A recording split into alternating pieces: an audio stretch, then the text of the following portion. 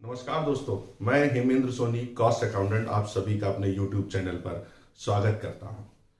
1 फरवरी से जब से बजट 23 हमारे माननीय वित्त मंत्री सीतारमण जी ने प्रस्तुत किया, तब से चर्चाओं का बाजार गर्म है। हर कोई ये जानना चाह रहा है कि निम्न वर्ग के लिए क्या हुआ, किसानों के लिए इस बजट में क्या है, इंडस्ट्रीज के लिए बजट में क्या है, सरचार्ज पर क्या हुआ, टैक्स रेट क्या हुए और बहुत सारी ऐसी चीजें हैं जिन पर लोग जानना चाहते हैं। बट आगे बढ़ने से पहले, इस बजट के बारे में चर्चा करने से पहले, मैं हाथ जोड़कर अपने वित्त मंत्री का अभिनंदन करता हूं, स्वागत करता हूं, जिन्होंने सेक्शन 142(2)(a) पर नजर डालकर टैक्स गवर्नेंस के पॉइंट ऑफ व्यू से, उसकी ट्रांसपेरेंसी के पॉइंट ऑफ व्यू से, उसके सिंप्लीफिकेशन के पॉइंट ऑफ व्यू से इस पर कुछ चेंजेस किए हैं।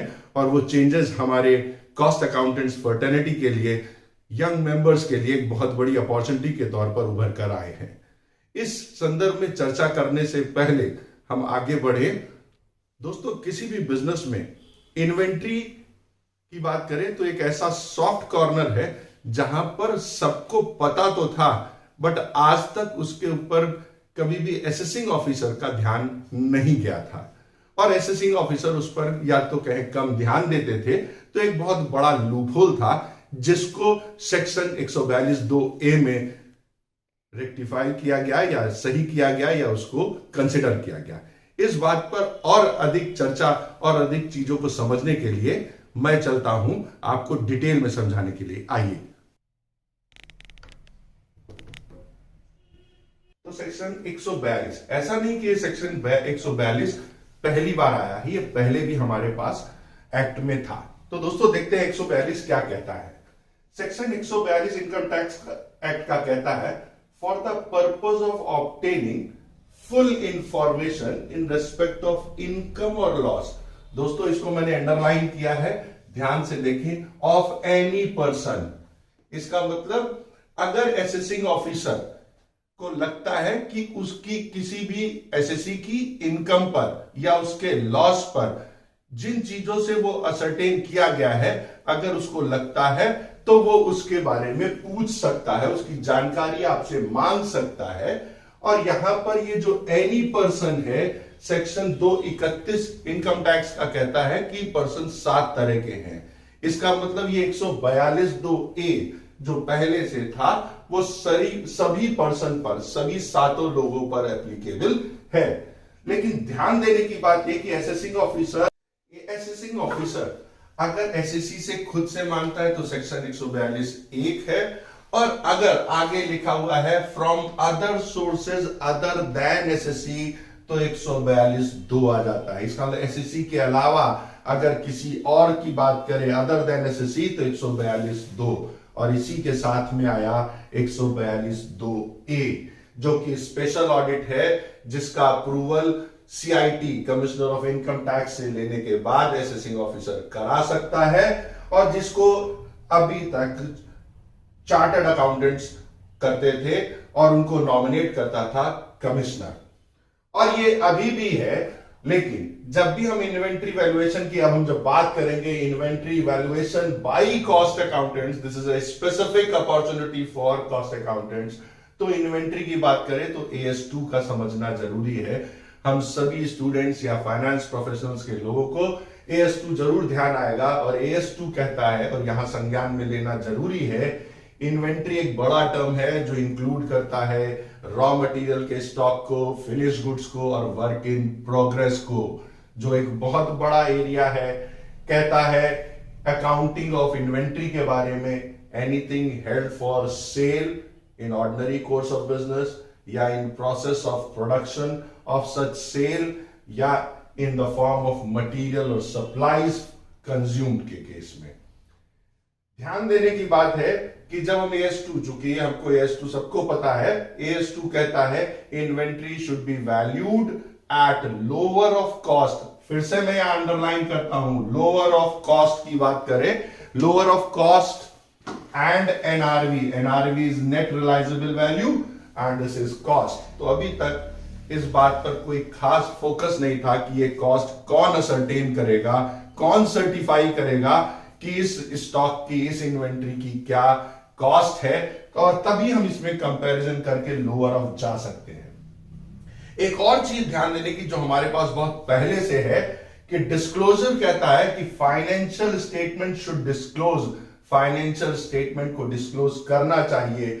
अकाउंटिंग पॉलिसी एडॉप्टेड इन मेजरिंग, ये हमारी फाइनेंशियल स्टेटमेंट की पॉलिसी में होना चाहिए कि इन्वेंट्री की मेजरमेंट के समय हमको डिस्क्लोज करना है, including the cost formula use, किस तरह से आपने कॉस्ट को असरटेन किया है, इस बात के फॉर्मूले को भी बताया जाना चाहिए।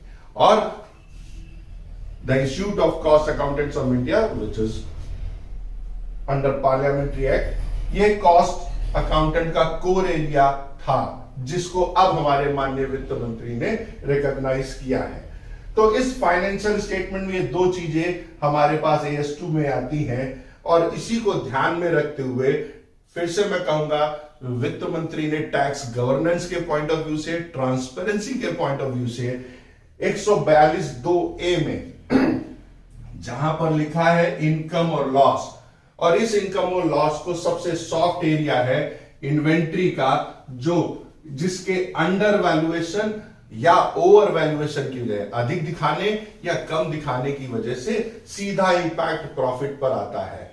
और अभी तक क्या होता था कि बैंक में अगर हमको सीसी लिमिट करानी है तो स्टॉक ज्यादा दिखना चाहिए, इनकम टैक्स की बात करें तो अगर कम दिखेगा क्लोजिंग स्टॉक तो प्रॉफिट कम आएगा, तो टैक्सेस कम पड़ेंगे। और इसी चीज को मोर ट्रांसपेरेंट बनाने के लिए सेक्शन 142(2)A लेकर आए इस बजट 2023 में, जो कहता है inventory valuation by cost accountant के द्वारा ही होना चाहिए। अब ऐसा नहीं है कि ये केवल स्पेशल ऑडिट लिखा है तो असेसिंग ऑफिसर ऐसे स्पेशल ऑडिट जब कहेगा तब हम कराएंगे। ये सारे बिजनेसमैन, सारे बिजनेस हाउसेस से मेरी रिक्वेस्ट है कि ये नहीं किसी को पता कि असेसिंग ऑफिसर किसके लिए कब डॉक्यूमेंट्स मांगेगा, और सॉरी, जब फाइनल अकाउंट्स आपके फाइनल हो रहे होंगे उससे पहले हमें स्टॉक का वैल्यूएशन कॉस्ट अकाउंटेंट्स के द्वारा कराकर ऑलरेडी रखना चाहिए। क्योंकि अगर हम इस बात का इंतजार करेंगे कि असेसिंग ऑफिसर कहेगा, बुक्स ऑफ अकाउंट मंगाएगा, तब हम कॉस्ट अकाउंटेंट से सर्टिफिकेट लेंगे, तब तक दोस्तों बहुत देर हो चुकी होगी, उस समय चीजें बदल चुकी होंगी। तो सारे लोग अपने अपने जितने भी बिजनेसमैन हैं, चाहे वो इंडिविजुअल हो, कंपनी हो, HUF हो, पार्टनरशिप फर्म हो, अपने स्टॉक का वैल्यूएशन सही समय पर रहते करा कर रखें। सरकार चाहती है आप खूब पैसा कमाएं और समृद्ध हो, सबके लिए ध्यान में रखते हुए एक चीज यहां कहना चाहूंगा, कंप्लायंस करने की क्या कीमत है और ना करने की क्या कीमत आप सबको चुकानी पड़ेगी, इस बात को हमेशा ध्यान में रखना चाहिए। सो हम कंप्लायंस कराएं और अपने स्टॉक का वैल्यूएशन कॉस्ट अकाउंटेंट्स के द्वारा कराते रहें। मैं थोड़ा सा और सेक्शन 148 पर ध्यान दे दूं, जो 148 कहता है कि कॉस्ट ऑडिट उन कंपनियों पर, चाहे वो रेगुलेटेड सेक्टर हो या नॉन रेगुलेटेड सेक्टर हो, उनके लिए भी अभी कराना मैंडेटरी है। तो इस पर डिटेल्ड वीडियो में यंग प्रैक्टिशनर्स के लिए लेके आऊंगा, क्या अपॉर्चुनिटीज हैं, कैसे हम इसको और एक्सप्लोर करें, सेक्शन 148 क्या कहता है, कैसे उसमें हम आगे बढ़ेंगे, लेकर आऊंगा आप सभी के लिए। और उम्मीद है कि आप सबको ये वीडियो पसंद आया होगा। धन्यवाद, थैंक यू सो मच।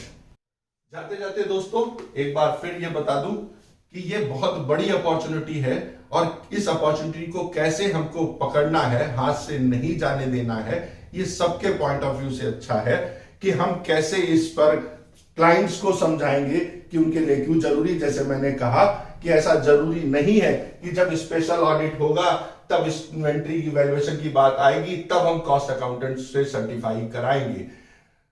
अच्छा यही है कि हम पहले से ही अपने इन्वेंट्री का वैल्यूएशन कॉस्ट अकाउंटेंट्स के द्वारा करा कर रखें, क्योंकि उसी के बाद ही फाइनेंशियल स्टेटमेंट्स हमारे कंप्लीट होंगे और ऑडिट हो पाएगा। इसी के साथ मैं अपने नेक्स्ट वीडियो में क्या क्या बहुत सारी अपॉर्चुनिटीज इस के द्वारा खुलेंगी लेकर एक नेक्स्ट वीडियो बहुत ही जल्दी आपके बीच में आऊंगा। Till then good bye. Aatmanirbhar Bharat, cost competitive Bharat.